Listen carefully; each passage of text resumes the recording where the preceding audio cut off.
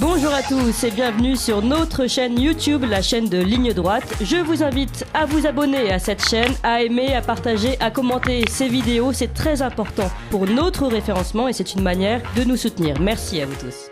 Bonjour Laurent Braillard. Bonjour à vous. Vous êtes activiste pro-russe, vous l'affirmez, et au moins comme ça les choses sont claires. Vous êtes depuis 9 ans dans le Donbass, vous avez une formation d'historien, vous êtes reporter de guerre dans le Donbass depuis 2015-2016. Sur place, vous rapportez la situation dans un site qui s'appelle Donbass Insider. Et vous êtes auteur d'un livre que vous avez écrit en 2015, L'Ukraine, le royaume de la désinformation, aux éditions Tatamis. Déjà en 2015, vous parliez de désinformation. Il s'agissait alors évidemment de la révolution de Maïdan. Avant de commencer et de revenir peut-être justement sur cette histoire de Maïdan et d'arriver jusqu'à aujourd'hui et ce que vous voyez vous, et c'est intéressant de toute façon qu'on soit pro-russe, anti-russe, pro-américain, peu importe la position, c'est intéressant d'entendre tout le monde et c'est pour ça qu'on vous invite aujourd'hui. Pour commencer, je voudrais juste préciser que vous nous disiez exactement où vous êtes en ce moment en Ukraine. Vous êtes vraiment très proche du front. Alors oui, je voulais juste rectifier. Je suis arrivé la première fois en Ukraine, dans le Donbass en 2015, donc depuis il y a 7 ans. J'ai passé une année sur place en 2015-2016 et je suis revenu ici le 30 avril 2022. D'accord. Voilà, sinon je me trouve actuellement à Donetsk, dans la République populaire des républicains insurgés depuis 2014, donc dans le Donbass côté russe. D'accord. Et donc, vous me disiez hier, lorsqu'on avait préparé cette émission, que vous entendiez des bombardements régulièrement de là où vous êtes. Alors, les bombardements massifs ont recommencé sur la ville, bombardement ukrainien, le 29 mai, pendant une période assez difficile jusqu'au 25 juin. Et depuis, on prend pas mal d'obus. Hier, seulement 105, il n'y a pas eu de morts et de tués, mais on a eu des journées assez terribles. Avec des bombardements, 350 obus de moyenne, j'avais fait ce calcul, et jusqu'à des pointes à 600, 700, donc sur les zones civiles. Hein. Attendez, 600 obus par jour ? Non. Oui, si, par jour, oui. D'accord. Autour de Donetsk ? Alors, Donetsk et toutes les villes du front, Gorlovka, Yassinovaya, ainsi que toutes les villes qui sont sur le front. D'accord. D'accord. Alors, de toute façon, vous allez nous raconter ce qui se passe exactement en ce moment, ce que vous vivez. J'aimerais juste qu'on fasse un petit pas en arrière dans le passé pour revenir sur votre départ vers cette zone et votre intérêt sur notamment la révolution de Maïdan. Qu'est-ce que vous aviez compris ou vu, notamment et déclaré dans votre livre à ce moment-là, au moment de la révolution de Maïdan? Pour faire vite, il faut quand même dire que j'ai émigré en Russie en 2010 et que j'ai travaillé pour un grand média public russe qui s'appelle La Voix de la Russie. Et suite à un accident de vie, je suis tombé d'un toit, j'étais vraiment très blessé en France. J'ai vu le Maïdan en fait en France. Donc j'ai découvert le Maïdan en France. J'ai une formation historienne et ce qui m'a choqué à l'époque, c'était les drapeaux de l'UPA, les références à Bandera, Choukevitch, ainsi que tous ces fameux héros, entre guillemets, de l'Ukraine. Donc héros nazis, précisons-le. Ouais. Oui, bien sûr.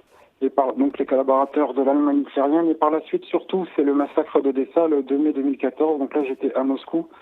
Avec les Russes, je regardais ça à la télévision. Et là, par contre, le choc a été grand. Ensuite, j'ai écrit ce livre pour expliquer aux Français de la manière d'un historien. Donc, j'ai repris l'histoire de l'Ukraine, de la Rousse, de Kiev, donc au Moyen-Âge jusqu'à l'époque contemporaine pour expliquer ce qu'était l'Ukraine et ce qui se passait. Voilà un peu les motivations que j'avais à cette époque. Et je racontais justement tout le cheminement, ce que j'ai appelé la fracture du Dniepr, c'est-à-dire ce pays qui est partagé finalement en deux principales zones. L'ouest de l'Ukraine plutôt tourné vers l'Occident et l'est de l'Ukraine évidemment tourné vers la Russie et aussi d'ailleurs le centre, Kiev, berceau de la civilisation russe comme chacun sait. Donc voilà ce que je racontais. Le livre a été écrit pendant l'hiver 2014-2015 et publié en mai 2015. Voilà. D'accord. Didier Maisto. Oui, justement, dans votre site Donbass Insider, vous revenez sur ce fameux bataillon Kiev 2 qui compte dans ses rangs de nombreux nazis, ultra-nationalistes, mais qui est aussi particulièrement aguerri en termes de corruption. Est-ce que vous pouvez, pour nos auditeurs, nous expliquer comment a été composé ce bataillon en avril 2014 et quel est son rôle, quel est le rôle de ces forces pour le moins spéciales? Parce qu'en France, bien sûr, on en parle très peu. Oui. On cite Vladimir Poutine qui dit mais on lutte contre le nazisme, etc. Et c'est balayé d'un revers de la main. Est-ce que vous pouvez nous en dire plus? Parce que vous avez enquêté énormément sur ce sujet. Oui. Merci. Alors, effectivement, Kiev 2, c'est qu'un bataillon sur ma liste. Au départ, il y a quelques temps, je parlais de 15 bataillons néo-nazis. Sur ma liste, maintenant, j'en ai une soixantaine. J'ai publié déjà 22 historiques. Kiev 2 n'est qu'un de cette longue liste. En fait, il faut comprendre que quand le Donbass s'insurge, les Ukrainiens ont légiféré sur une opération ATO, une opération de police dans le Donbass et qui a été gérée par le ministère de l'Intérieur. Et ces bataillons... Et ça, c'était quand, pardon? C'était à quel moment, ça, cette opération? Donc, je le rappelle, voulue par le gouvernement ukrainien contre le Donbass, au moment où le Donbass s'est révolté. C'est à quel moment? Alors, c'est en avril 2014, au tout début de l'insurrection. D'accord. Donc, là, ces bataillons sont formés, un certain nombre, donc comme je l'ai dit, j'en ai une soixantaine, mais ils ont été formés sur une longue période et ils dépendaient du ministère de l'Intérieur. Ensuite, il y a ce qu'on appelle le DJUK. C'est une organisation du Pravi Sector, donc c'est un parti fondé en novembre 2013 par un certain Yarosh, parti à tendance évidemment néo-nazi, bandériste, etc., et qui a formé une armée privée qui existait jusqu'en 2022. Maintenant, elle est intégrée à l'armée ukrainienne, pardon. Et cette armée donc était composée d'une vingtaine de bataillons de réserve, donc qui sont derrière des sortes de dépôts, 5 bataillons de ligne, ils en ont recréé 4. Donc ça, c'est des unités spéciales qui n'ont jamais été rattachées à l'armée ukrainienne jusqu'en 2022. Donc tous ces bataillons, effectivement, se sont souvent très mal comportés. On part vers des représailles contre les populations civiles, des meurtres, des assassinats, des tueries. J'ai même relevé pour Haïdar la liquidation de petits hameaux, de petits villages où ils ont à peu près tué tout le monde. D'ailleurs, ils ont été repérés par Amnesty International et différentes organisations internationales des droits de l'homme qui ont écrit beaucoup de rapports entre 2014 et 2016 sur eux. Et ensuite, voilà, c'est intéressant, ça, les ONG, Amnesty International, des grosses ONG connues qui, à l'époque, pouvaient encore, enfin, signaler encore qu'il y avait des crimes qui étaient commis par ces bataillons ukrainiens sur la population du Donbass. Oui, alors il y a d'ailleurs un rapport qui a été commandité par l'ambassade de la Grande-Bretagne en Ukraine, qui est d'ailleurs, on peut le trouver sur Internet et qui est absolument effroyable, parce que là, on a toute une liste, par exemple, donc esclavage, travail forcé, crimes à caractère sexuel, viol, etc. Enfin, c'est absolument abominable. Oui, parce que vous parlez aussi vous parlez de... Alors, on a perdu Didier. D'exécution sommaire. D'attentats, de répression aveugle, écrivez-vous, contre les populations civiles, de façon continue et répétée, alors que en Occident, nous n'en parlons jamais, en Europe, nous n'en parlons jamais. Seuls les gens sur le terrain nous éclairent sur le sujet. Alors, ce qu'il faut savoir, en fait, c'est que ces faits ont surtout eu lieu en 2014, 2015, 2016. Mais derrière, il y a aussi ce qu'on appelle le SBU, c'est donc les services ukrainiens, une sorte de police politique. Donc derrière, le Donbass insurgé a été occupé pour une grande partie. Et là, c'est créé une sorte de résistance, type résistance française en 1943-1944. Et ce SBU a commis également d'importants crimes. J'ai interviewé beaucoup de gens qui ont, par ailleurs, des prisonniers échangés par le Donbass et l'Ukraine, qui ont survécu. Il y a tout un système de prison secrète qui avait été mis en place. J'ai interviewé une quinzaine de survivants Alors là, on est carrément sur le SBU, c'est quand même quelque chose à part. Mais je rappelle encore que comme le SBU est lié au ministère de l'Intérieur, l'opération est dirigée au départ par le ministère de l'Intérieur, tout ça est lié. Donc il y a aussi ces nombreux crimes, on ne peut pas dire un chiffre de combien de personnes, mais les prisons, j'en ai repéré suite aux interviews de ces survivants à Kharkov, Zaporozhye, Kiev, Kramatorsk et d'autres petites villes encore. Donc c'est vraiment quelque chose effectivement dont personne, très peu de gens n'ont parlé. Et là, j'ai retrouvé 5 femmes qui ont été torturées par le SBU. On va les rencontrer avec le Donbass Insider très bientôt. Et justement, pour qu'on comprenne bien que quand vous rencontrez des populations civiles dans le Donbass, quand on a des repères effectivement que tout va toujours dans le même sens. Il faut du joug russe, etc. Est-ce que vous avez des discussions ouvertes avec des habitants qui justement sont plus au fait des choses et vous disent que ça ne peut pas durer comme ça? Quelle est la situation des populations civiles? Est-ce que c'est plus nuancé qu'on veut bien nous le faire croire? Qu'est-ce que vous avez constaté sur le terrain? Alors, il y a en fait 2 périodes. Mon premier séjour, donc dans le Donbass insurgé, les gens étaient massivement pour le séparatisme, enfin ce que les Occidentaux appellent les séparatistes. Et ils ont fait un référendum en avril-mai 2014, ils voulaient sortir de l'Ukraine. Donc, je dirais un chiffre de peut-être 85% des populations. Il faut rappeler qu'ils sont tous de langue maternelle russe et qu'ils se sentaient et se sentent russes. Donc ça, c'était 2014-2015. Maintenant, oui, avec beaucoup d'interdictions d'ailleurs de la langue russe, avec des rétorsions, des amendes et même des emprisonnements pour tous les gens qui parlent russe aujourd'hui. Et pas seulement. L'interdiction de fêter le 9 mai la victoire contre l'Allemagne nazie, l'interdiction des symboles soviétiques, l'interdiction de certains partis, dont le Parti communiste, évidemment, qui était rattaché dans l'esprit des Ukrainiens à l'Union soviétique, etc. Donc ça, évidemment, c'était terrible. Également des répressions religieuses contre les églises du patriarcat de Moscou orthodoxe. Ça, voilà, j'ai repéré pas mal de choses. Pour les gens, ils nous parlent librement. La situation actuelle, là, il y a des territoires qui sont libérés. Donc on est allé à Mariupol, on est allé à Svitlodarsk, c'est dans la tête de pont russe de Popasnaya, dans la région de Bakhmut, Slaviansk et Lysychansk. Et là, les gens accueillent les Russes en libérateurs, il faut quand même le dire, et vraiment, ils sont soulagés.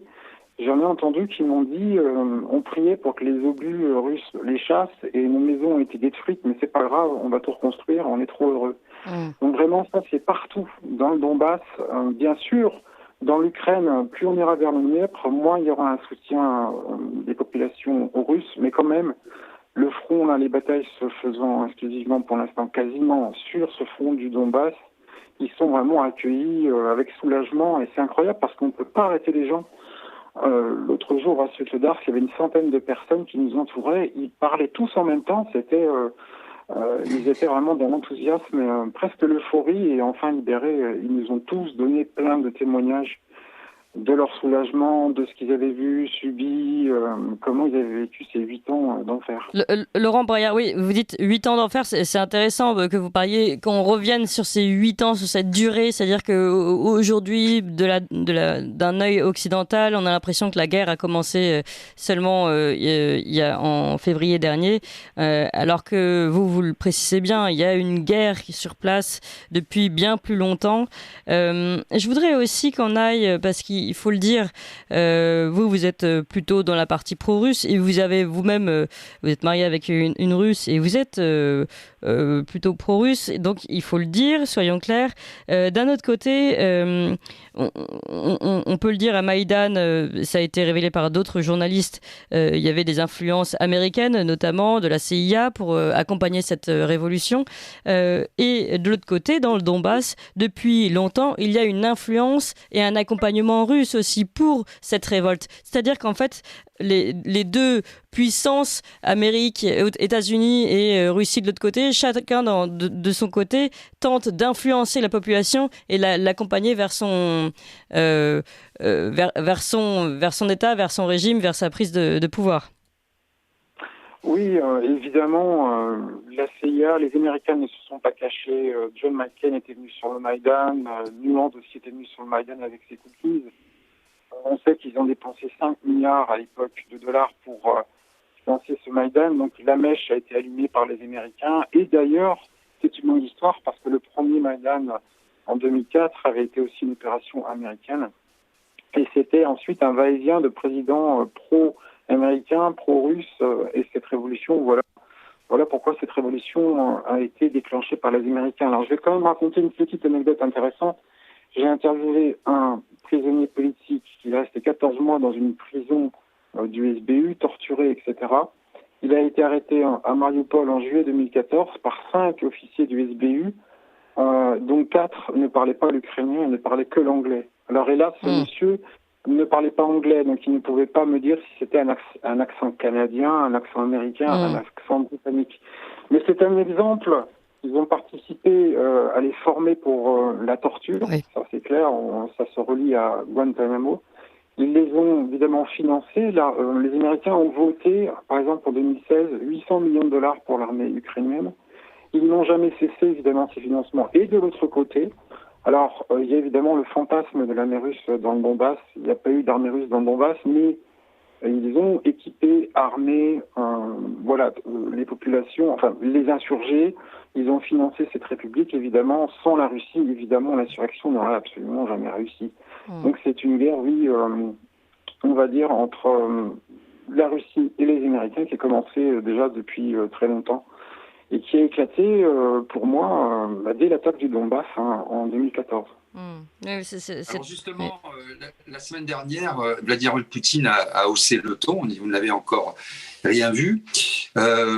Que pensez-vous de l'adhésion future à l'OTAN de la Suède et de la Finlande qui sortent de leur statut, j'allais dire, un peu neutre? Et pensez-vous, à l'instar de Vladimir Poutine, qu'il faudra de toute façon une sorte de zone tampon pour ne pas que l'OTAN et la Russie puissent faire face à une zone démilitarisée avec des droits bien sûr garantis aux différents pays de cette zone tampon, mais est-ce que la solution ne peut passer que par cette zone tampon ou est-ce que vous en voyez une autre?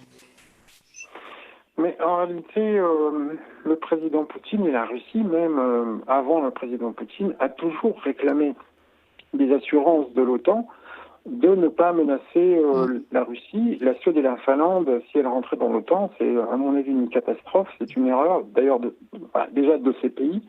Une menace évidemment parce qu'on reformerait une sorte de front contre la Russie qu'on a vu en 1941.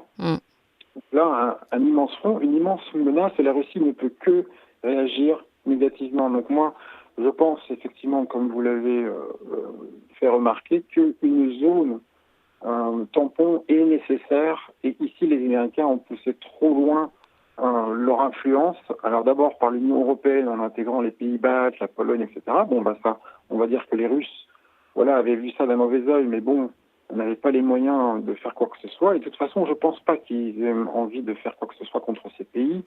La Pologne quand même, c'est une grande nation.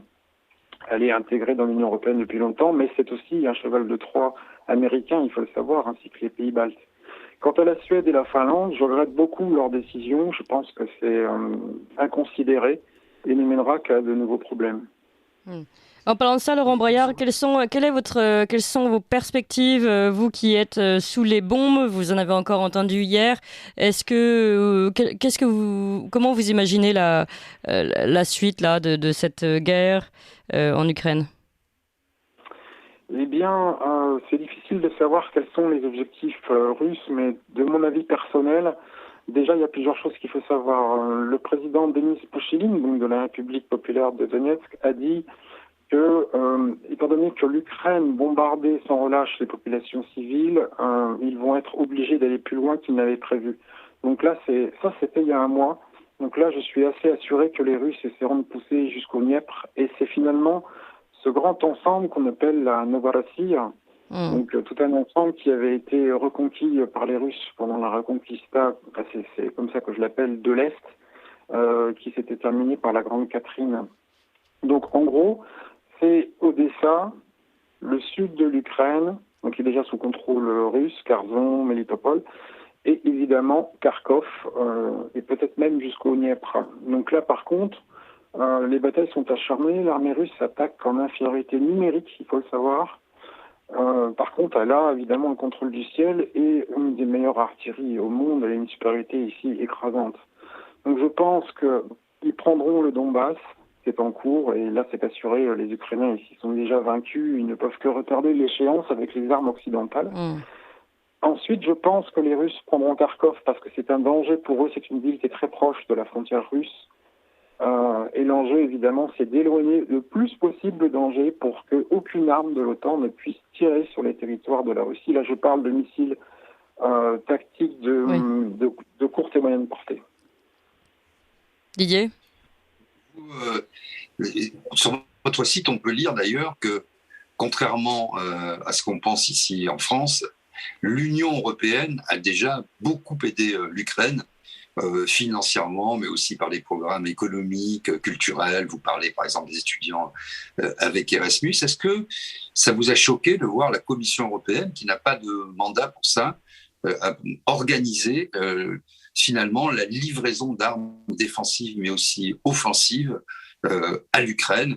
Est-ce que pour vous, elle est outrepassé ses droits, et est-ce qu'elle est le pont avancé finalement de l'OTAN et des États-Unis?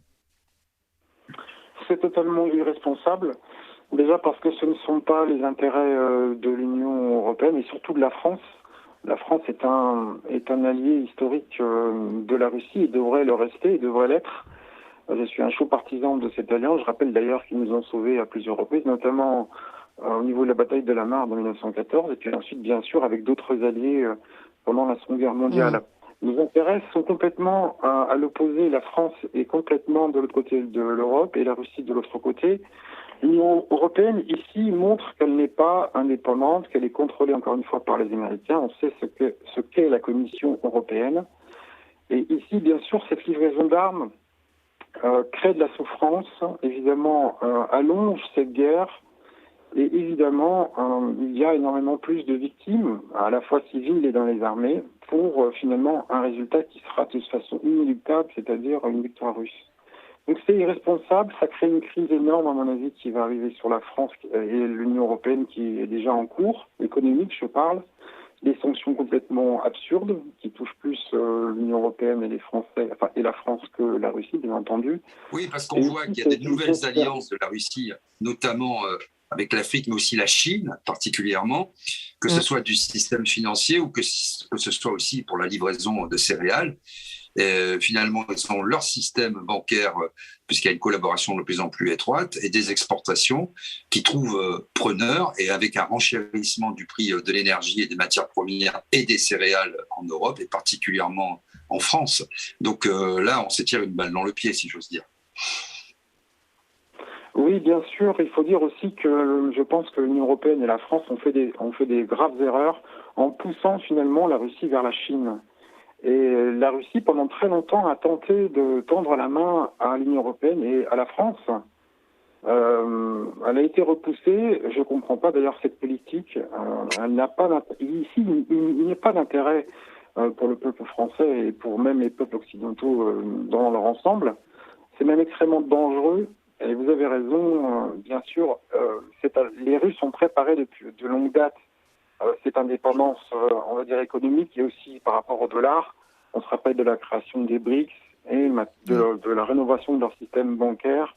Et maintenant, bien sûr, ils vont échanger avec leur monnaie nationale. Donc les BRICS, c'est l'Inde, la Chine, je crois qu'il y a l'Afrique du Sud, également le Brésil. Et puis bientôt l'Argentine et l'Iran qui ont fait leur demande. Voilà, c'est ça.